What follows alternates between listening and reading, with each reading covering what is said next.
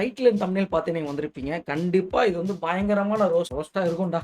வீக்கெண்ட்ல வந்து ஒரு ஃபுல் டே வந்து வேலை செஞ்சு, சரி ஓகே பிரஷரா இருக்கு ஒரு படத்த பார்ப்போம். ஆல்ரெடி இத பத்தி நெறைய பேர் பேசிட்டாங்க. வந்து ஒரு படத்த பார்த்தது தப்பாடா?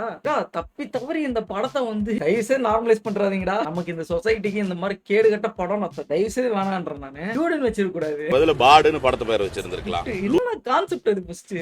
நீ வந்து படத்தை எடுக்கல. மாமா வேலை பாக்குறது எப்படி அப்படின்றது வந்து ஸ்கிரிப்டா நீ ரிலீஸ் பண்ணிருக்க. இந்த டைரக்டர் தான் சொல்லிட்டு இருக்கேன். பிரதீப் ரங்கநாதன் நல்ல ஒரு ஆக்டர். சரி ஓகே நல்ல ஒரு படத்தை கொடுத்துருக்க, நல்ல ஒரு டைரக்டர். ஆனா அவர் இந்த மாதிரி படத்துக்கெல்லாம் ஓகே சொல்லி நடிக்கிறாரு அப்படின்னும் போது வந்து படத்தை வந்து ஃபுல்லா பார்த்து என் மைண்ட் எப்படி இருந்தது தெரியுமா?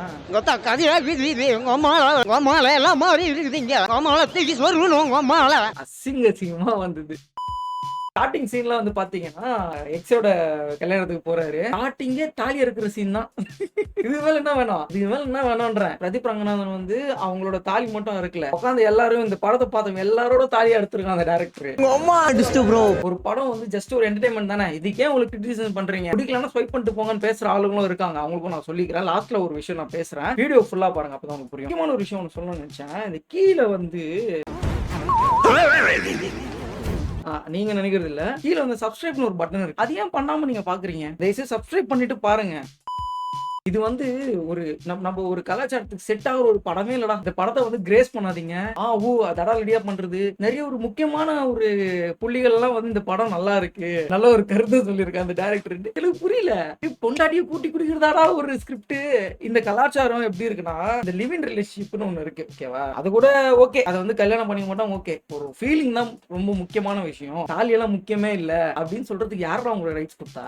தாலியோட வேல்யூ உங்களுக்கு தெரியுமா? இப்போன்னு இல்ல, அந்த காலத்துல வந்து போரியோட இருக்கிறது என்ன கல்ச்சர்னா, ஒருத்தவங்க வந்து பிடிக்காது, ஒருத்தவங்க வந்து ஒன்னொருத்தங்க விரும்பி இருப்பாங்க. அது பொண்ணா இருந்தாலும் பையனா இருந்தாலும் ஒன்ஸ் தாலி கட்டிட்ட அப்புறம் தாலி கட்டிட்டோம் நம்ம வந்து அந்த மாதிரி போக கூடாது சொல்றது. ஒரு சர்க்கிள்குள்ள வந்துட்டோம், அவ்வளவுதான், நடந்துச்சு, அது விட்டு வெளியே போக கூடாது அப்படின்ற ஒரு பேசிக்கான ஒபீடியன்ஸ், ரெஸ்பெக்ட், புரியுதா?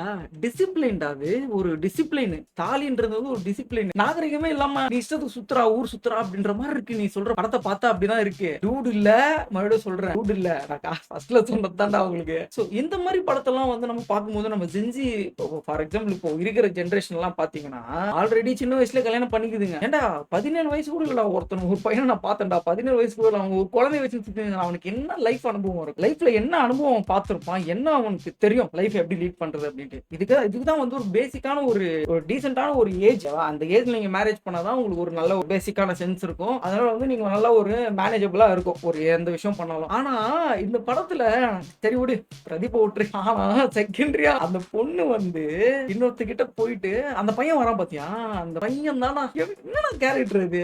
உங்க அவனே குழந்தைத்தனமா பண்றது, அவனுக்கு ஒரு குழந்தைய. ஆனா என்ன விஷயம்னா, இவ்வளவு மெச்சூரிட்டியா இருந்த மம்மிதா அந்த குழந்தை கிட்ட எப்படி மாட்டி இன்னொரு குழந்தை எப்படி வந்துச்சு?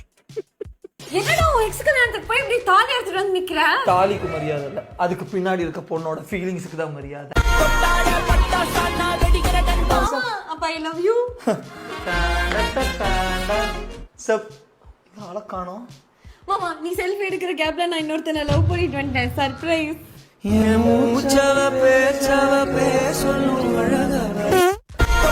மாமா, நான் உன்னையே கல்யாணம் பண்ணிக்கிறேன். ஆனா குடும்பம் அவனை எடுத்துக்கிட்டேன். என்னடா அதே பாட்டு? சரி ஓகேடா. மாமா, நீ அப்பா ஆயிட்ட, ஆனா குழந்தை அவனோடது. தோத்திக்கிட்டே இருக்கேடா. ஏன்டா இதுக்கும் அதே பாட்டை போடுற?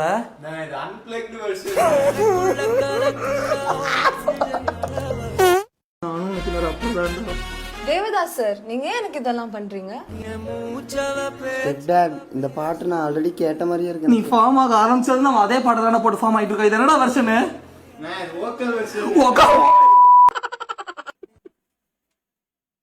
சத்தியமா சொல்றேன், இந்த மாதிரி ஸ்கிரிப்ட், இந்த மாதிரி படம் இந்தியன் சினிமாக்கு வேணாம், ஓகேவா?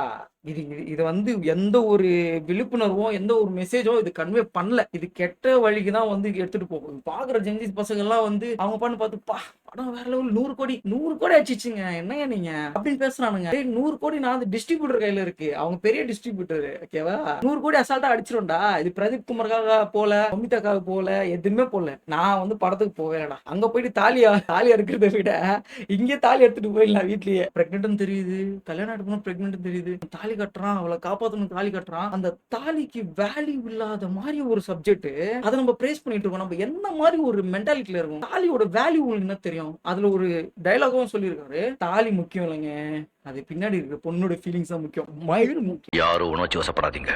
எனக்குள்ள நான் வந்து அடக்கி வச்சிருக்கேன் அந்த வன்மத்தை. நான் வந்து கக்க கூடாதுன்னு பார்த்துட்டு இருக்கேன். இந்த பிரதீப் ரங்கநாதன் வந்து நிறைய பேர் இப்போ சின்ன பசங்க தான் நிறைய பேர் இப்போ ஃபேன்ஸா இருக்காங்க. அவங்க எல்லாம் பார்த்து இந்த மாதிரி ஓகே அப்போ வந்து நம்ம கல்யாணம் பண்ணிக்கலாம், அவங்களுக்கு ஒரு பிரச்சனை ஓகேவா, என்ன பண்ணிட்டு நம்ம வந்து அவன் லவரோட நம்ம சேர்த்து வச்சிடலாம். என்னடா இது வேலை? அப்போ தாலி அவன் கட்டணும், தாலிக்கு என்னடா மரியாதை? இந்த பொண்ணு வந்து அவங்ககிட்ட ப்ரொபோஸ் வந்து அப்போ வந்து இவனுக்கு வந்து ஓகே நமக்கு இதெல்லாம் செட் ஆகாதுன்னு சொல்லிடுறான். 6 மாசம் நல்லா நோட் பண்ணிக்கோங்க. சொல்லுவான் 0 ஃபீலிங்ஸ் 6 மாசம். 6 மாசம் தானே கேப். பொண்ணு பெங்களூருக்கு வந்து படிக்க போகுது. அதுக்குள்ள ஒரு குழந்தை வர்ற அளவுக்கு என்ன நடந்திருக்கும்னு நான் சொல்லிதான் தெரியணும் இல்ல. இந்த பொண்ணு வந்து அவனை ரொம்ப சின்சியரா லவ் பண்ணுது. அந்த சீன் எல்லாம் நல்லா இருக்குடா. அந்த சீனெல்லாம் வந்து ரொம்ப எமோஷனலாக இருந்தது, சத்தியமாக நான் சொல்கிறேன். அந்த அந்த அந்த ஃபீல்னு ஒன்று இருக்கும்ல, நம்ம பிடிச்ச பொண்ணு வந்து நம்ம ஹக் பண்ணும்போது அந்த ஃபீல் கொஞ்சம் தனி ஓகேவா. அதை நான் குறை சொல்லலை. ஆனால் அந்த பொண்ணு பார்த்தது அதெல்லாம் பார்த்து ஓகேடா மெமரிஸ் இதுவாகுது. அர்ஜுன் ரெட்டி மாதிரி அவன் பாட்டு ஸ்மோக் அடிச்சு தள்ளுவான், அந்த பொண்ணுக்காக வெயிட் பண்ணுவான், அந்த பையனுக்காக வெயிட் பண்ணுவோம். இந்த பொண்ணு 2 பேரும் எப்படி போவான்டா, இப்படி எடுத்துகிட்டு போனால் ஓகே என்ன பிரச்சனை. போயிட்டு ஹையர் ஸ்டடீஸ்க்கு போகிறேன் அப்படின்ட்டு வேற ஸ்டடி பண்ணியிருக்கான். போயிட்டு குழந்தை அதுதான் எனக்கு ஆச்சரியமா இருக்கு. டேய் இவனை உண்மையில் லவ் பண்ணி 6 மாசத்துல எப்படி நீ மறந்த அப்படி அவனை உண்மையா லவ் பண்ணல. தலைவருக்கு இந்த நடுவுல வந்து இவருக்கு இந்த ஃபீலிங்ஸ் வந்துருது. போயிட்டு இவரு சொல்ல மாட்டாரு, ஹைட் பண்றாரு. ஓகே உண்மை தெரிஞ்சு சொல்றது சும்மாவா தாலி கட்டுவோம், தாலி என்ன இருக்குது, சும்மா ஒரு கயிறு தானே, சுட்டா போகுது, என்ன பிளேட் எடுத்துப்பா அது விட்டுலாம் அப்படின்ற மாதிரி. இந்த மாதிரி படம்லாம் வந்து நம்ம சொசைட்டிக்கு ரொம்ப கேடு விளைவிக்கிற ஒரு படம். இந்த மாதிரி படத்தெல்லாம் என்கரேஜா பண்ணாதீங்க. குப்பை படம்டா சீரியஸாவே. நீ அழுவுறத நான் பார்க்க மாட்டேன் இப்படின்னு போட்டு தள்ளுறானுங்க. கேஸ்ட் பத்தி பேசியிருக்காங்க அப்படின்னு சில பேர் வந்து புகழ் தள்ளுறாங்க. கேஸ்ட் பத்தி பேசியிருக்காங்க, எவ்வளவு பெரிய விஷயம் அது. கேஸ்ட் பத்தி நிறைய நிறைய படத்துல நம்ம பார்த்திருக்கோம். இது மட்டும் இதுதான் இல்ல, எதுவுமே இல்ல, ஒரு ஒரு ஒரு ப்ராப்பரான மெசேஜே இல்ல. அந்த டைரக்டரே வந்து ஸ்டேஜ்ல ஒத்துட்டு இருப்பாரு, ஒரு கட்டத்து மேல சொல்லிட்டு இருக்காரு. இந்த மாதிரி நான் வீடியோ ப்ராசஸ் போயிட்டு இருக்கும்போது, அங்க ஷூட்டிங் போயிட்டு இருக்கும்போது இந்த ஒரு கவின் விஷயம் வந்து எனக்கு வந்தது. அதை வச்சு நான் பேஸ் பண்ணி அந்த கேஸ்ட் எல்லாம் எடுத்து பாருங்க. கேஸ்ட் எல்லாம் எடுத்து பார்த்திருந்தா இந்த படம் எவ்வளவு ஒரு குப்பையான ஒரு படம் அப்படின்றது. இவ்வளவு ஏன்னா கதிர்னு இருக்கிற ஒரு படம் தானே, படம் என்டர்டைன்மெண்டா பாத்துட்டு போ, நீ எதுக்கு இவ்வளவு கதிர்னு இருக்க அப்படின்னு நீங்க கேட்கலாம். கேட்கறது உங்களோட உரிமை, சொல்றது என்னோட கடமை. படம்ன்றது வந்து ஒரு என்டர்டைன்மெண்ட் பர்பஸ் தான். பட் அது என்டர்டைன்மெண்டா இருக்கா அப்படின்னா வந்து இல்ல. ஒரு படம் நினைச்சு நம்மள எப்படி வேணா இன்ஃபுளுன்ஸ் பண்ணுவோம். இப்போ இந்த மாதிரி படம் எல்லாம் பார்த்து இதுல வேற ரோமியோ ஜூலியட் ஸ்கிரிப்ட் வேற வருது. நான் இருந்தா நம்ம 2 பேரும் நல்லா இருக்கும், இல்ல 2 பேரும் நாசமா போயிடுவோம் அப்படின்ற ஒரு டைலாக். எல்லாரும் நாசமா போயிட்டாங்க தியேட்டர்ல உட்காந்தவங்களா, அது வேற விஷயம். கட்டிக்கிட்ட பொண்டாட்டி வந்து இவனுக்கு ஒரு பொண்ணை பாக்குறதும், இவன் வந்து இன்னொருத்தன் கிட்ட வந்து விளக்க மாட்டேன் பிடிக்கல, அது மட்டும் தான் நடக்கல. சில பேர் சொல்லுவாங்க அப்ப அர்ஜுன் ரெட்டி படம் எல்லாம் என்னடா அதுக்கு தான் ஹைப் பண்ணீங்க. அது வேறடா, அது வேற. அது வந்து இங்க வந்து மேரேஜ் இன்வால்வ்மெண்ட் ஆகிறதால தான் உனக்கு வந்து இவ்வளவு அடிக்கே ஓகேவா.